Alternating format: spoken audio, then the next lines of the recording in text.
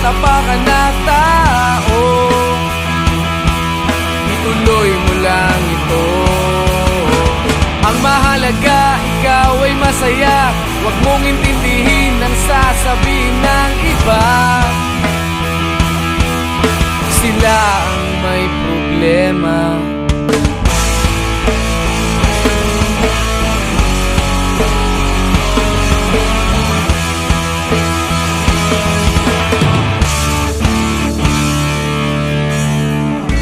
Walang pumapansin sa natatangi mong galing. Mas madalas ka pang laipin.